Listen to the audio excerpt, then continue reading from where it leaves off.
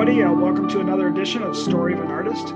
If you like what you see, please go ahead and hit subscribe. I'm going to be interviewing a lot of different artists. I love to just talk with artists and just see what makes them tick and how they come to create some of their art. And so hopefully you like what you see. Go ahead and hit subscribe. So today I have a photographer with me. His name is John Vial. And I've known him for probably 5 or 6 years now, maybe a little bit longer. And just it'll be interesting to have a conversation. How you doing, John? I'm doing very well, John. How about yourself? I'm doing great, thanks. So Good. I explained a little bit, but as far as what kind of art, but go ahead and kind of speak about what kind of artist you kind of feel you are. Obviously, you're a photographer, but what type of subjects do you like to photograph? You know, I'm into just about everything. And one of my personal interests is that I really enjoy historical architecture. My lineage, my grandfathers both worked in the copper mines in the Upper Peninsula, and that's an area that I really like. So I'm really kind of fascinated with the Upper Peninsula and some of the mining architecture up there. There are a lot of ruins and everything, and they make for really interesting photos. So places like Quincy Mine and Houghton and Hancock are one of my favorite areas to photograph. And so, you know, I enjoy landscape too. And obviously the Upper Peninsula is a beautiful place to photograph pictures and kind of trace my lineage. So that's one of my specialties. I also do commercial photography. And I've done a lot of weddings in the past, as you're aware. So those are my main interests. You know, anything to do with photography, I think is of interest to me. Nice. Did you grow up in the UP, or did you grow up in lower state Michigan? Where'd you grow up? No, my parents are from the Upper Peninsula, and like everyone else of their generation, they kind of migrated down here in the 40s. My father was in World War II, and in order to seek gainful employment, a lot of people had to migrate down south to the Lower Peninsula. So that's kind of my story. I was born and raised in Lansing, and but I consider my roots to be the Upper Peninsula. Okay. And how did you come about finding photography as a hobby and then a profession, that sort of thing? What kind of sparked your interest in it? Well, you know, I started photography probably when I was in my 20s. And I did that as a way of kind of documenting some of the areas I've traveled. When I first out of college, I really enjoyed traveling, and I was fortunate enough to be associated with a group of people. We did a lot of traveling, in particular skiing. And so, you know, as a way of kind of documenting where you were and taking some beautiful photographs, and that was back in the old film days. And kind of lost interest after a while and set it aside. But then with the advent of digital, I got interested in it again and kind of been through the metamorphosis of digital photography. And at first it was pretty bad, but now it's gotten to the point where it rivals film photography. I think it's even better. So yeah, I got reintroduced to photography probably about 10 to 15 years ago. And I'm kind of tech junkie. I enjoy everything technical relating to photography. I love the technology. I love the digital editing, the capabilities with that. So yeah, I've kind of come full circle. I lost interest for a while and then I'm back into it now. Sure. How many years do you think you shot on film back when you first got started, when you're doing some of that traveling before you kind of lost interest and then came back to digital? You know, probably about 5 years. And I was able to do some really nice work. And, you know, I traveled and skied in Austria, in Italy, and it's just a way of kind of documenting that you were aware, that you were there at that point in time. And it's kind of funny to go back and look and see the way you looked at Sure. at that point in time. I was significantly more lighter in weight, and I had more hair. But it still gives you the memories. That's great. Yeah, I love the fact of photography as well, just documenting that piece of period in time. You know, Yeah. you look back and you'll see pictures from whatever, let's say the early 1900s when everybody's wearing a hat, and then, you know, Yeah. we're documenting. If we're doing street photography, everybody's got a cell phone, and Yeah. who knows what the technology be in the future.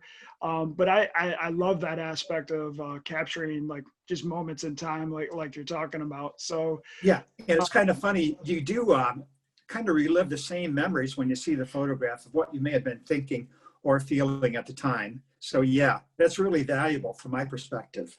yeah, and I can look back at a photo and I talked about this on a social media post a few weeks ago, is that it always brings me back to that time. It's like a lot of people with music, or most people with music, it brings you back to a certain period of time. I can actually remember almost every photo that I've taken without even seeing it. I'm just weird like that. And then when I do see the photo, it brings me right back to that moment, what I was feeling or what I had for lunch that day, that sort Yeah, of thing. exactly. Had that kind of experience. Yeah, exactly. Yeah. And that's almost as fun as taking the picture. It really is. Right.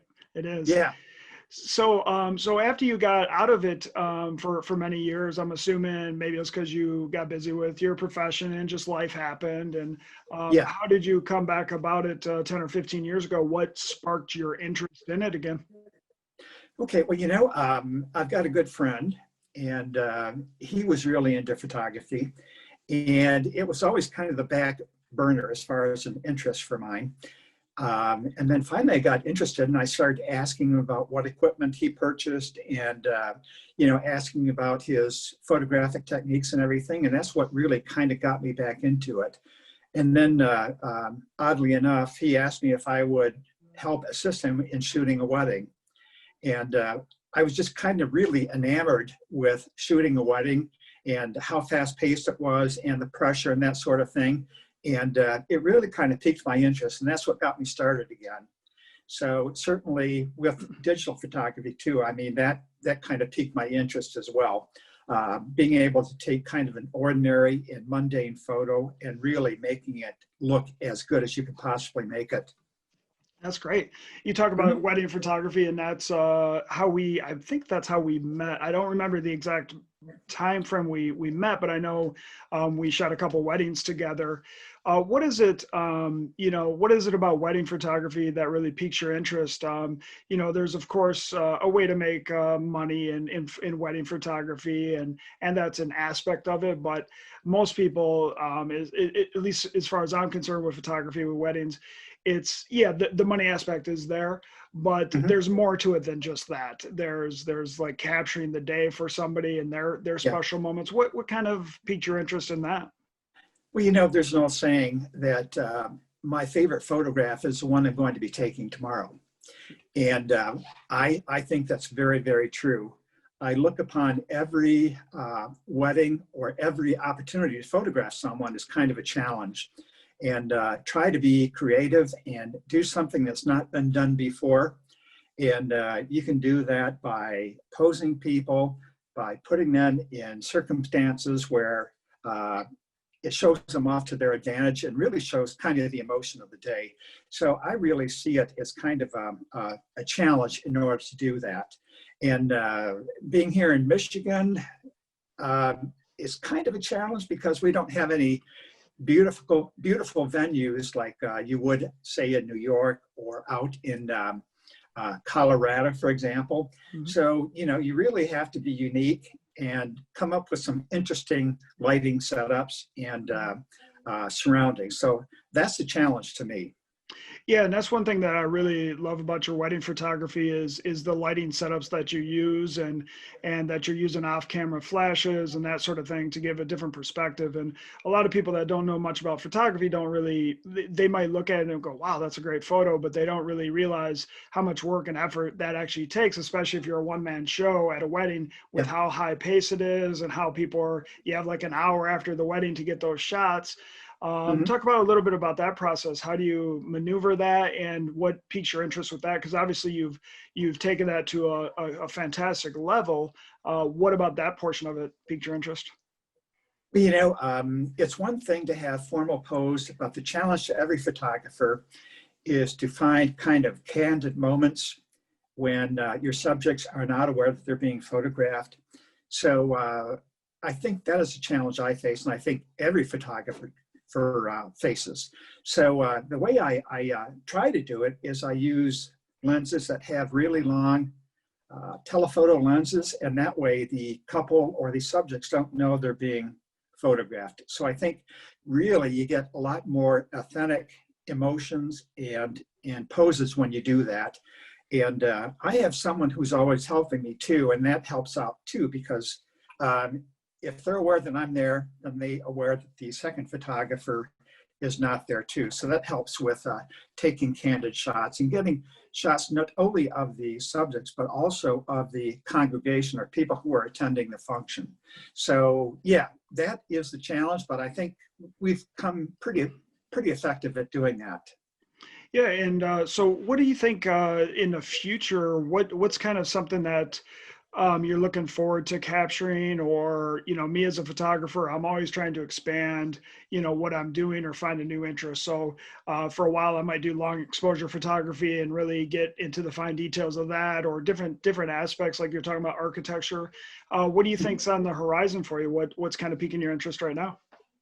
Well, one of the things that really interests me, John, and you're an expert at this, is drone photography. And I see your drone in the background, Yep. and I've got the same drone model. And I'm really interested in doing some aerial photography, especially at night. And what I'd like to do, now that the Capitol tree is lit, I'd like to do a night photo from up above of the Capitol complex, and that sort of thing. The other thing that really interests me are astronomical photography. And in particular, I'm interested in the Upper Peninsula and getting some scenes with the Northern Lights up there and the Milky Way constellation. And, with digital photography and everything you can do now, you can add those in. But from my perspective, that is cheating because you have to be able to do it yourself. Mm-hmm. And so I'm kind of exploring that too. So those are a couple of tangents that I'm kind of grouping into my interest as a photographer. Nice. And you just were able to retire after a long career with the state. So you have a little bit more time now, right? Yeah, exactly. And the nice thing about retirement, it's like you're on vacation every day. And it allows you to concentrate your efforts on things you like doing versus things you have to do. I mean, the ideal job would be if I was a full-time photographer and being paid for it, and unfortunately, it didn't work out that way, so it's really a lot of fun. And I'm finding I have a lot more time to really kind of develop my talent, and I'm just having a lot of fun doing it. That's great. What do you think, what's kind of a, like, let's take money out of the aspect and whatever, what's a project that you just really have this deep down desire? Is there a place that you want to go to travel to, or is there anything in your mind that you just, that's been in your heart? Like, I have plenty of projects like that. Is there anything like that for you? Yeah. Well, I want to travel a little bit more. And right now, obviously, it's not the best time to be doing that. But I think I have plans to head out west at some point and capture Grand Canyon, which I've never seen in person. Perhaps Moab and a few places in Utah. So that is on the bucket list. And another interest of mine in my younger life, I did enjoy scuba diving, and I would love to get into underwater photography too. So, I think hopefully I've got the time to do it, and hopefully circumstances will change to where you're able to do it at some point in the future.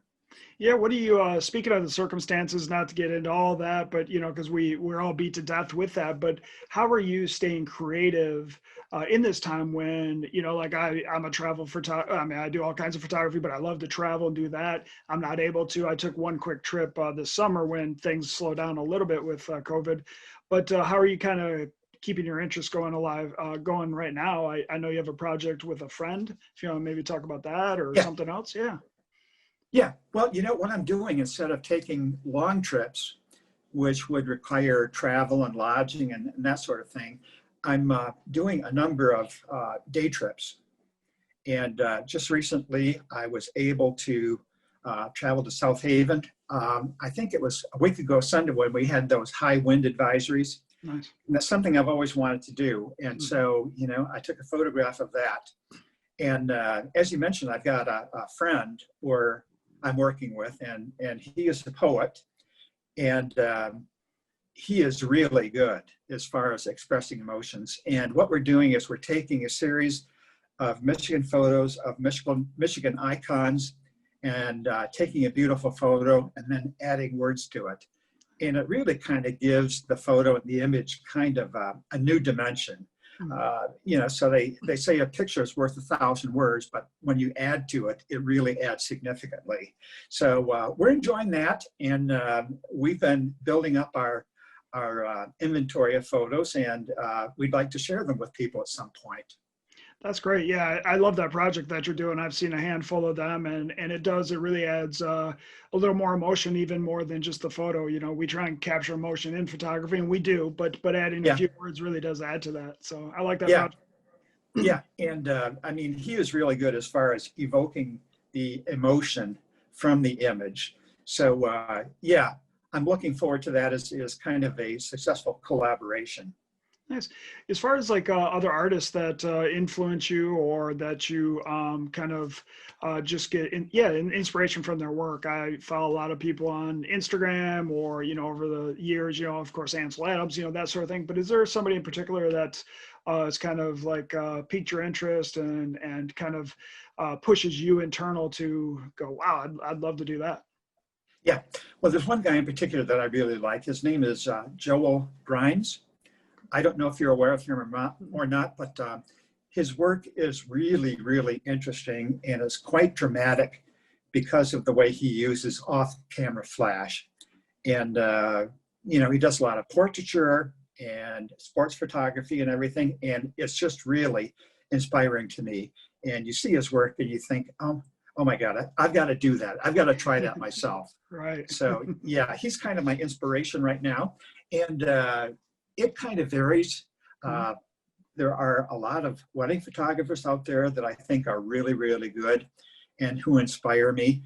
And you think, I wish I could do that as well. Mm-hmm. But again, I mean, they're in really nice locations like New York City or the Colorado Rockies. So, you just do the best you can with what you've got. Sure. Mm-hmm. Well, how can people find your work? Where are you located? Websites, anything like that? Where can they find you? Okay. Well, my website is www.johndouglasphoto.com. And there you can see some samples of my work. And I'm starting to publish on Fine Art America. I do have a Facebook page too. And so, I mean, those are some of the places you can find me. I'm looking to expand the number of websites I'm on right now. I never had time to really do that in great detail, but it is something I'm working on. It's really tough nowadays there's so many platforms, right? So I find myself, I'm uploading to Fine Art America, Instagram, Facebook, and all these different things. It is overwhelming at times. To people ask me too, where can I find it? I'm like, oh boy, Okay. where can't you find me? I'm out there. You just got to search my name and you'll find me. Yeah. Yeah. I was curious on John Douglas. What I know is John Douglas Photography. Where does that name come from? Is that your middle name? Is that a family name? What? Okay. How'd that come about? Actually, my first name is Douglas, and my middle name is John. Okay. And my full name is Douglas John Vial Jr. Okay. So thank God they didn't call me Junior when I was growing up. They would always call me by my middle name. Right. And I thought that Vial photography does not have a good ring to it. Sure. So that's why I call it John Douglas. I think that sounds much more attractive. Yeah, no, I love the name. I was always curious. I meant to ask you that before, just how you came about that. So yeah. And just kind of wrapping up here, what do you think photography has done for you in your life? I mean, has it motivated you to see beautiful places? Is it just a passion for you? What kind of motivates you, or what do you get out of it, do you think? I'm kind of a right-brained, left-brained kind of person. My college degree is in mechanical engineering, and I spent about 40 years of my life doing environmental work, environmental engineering.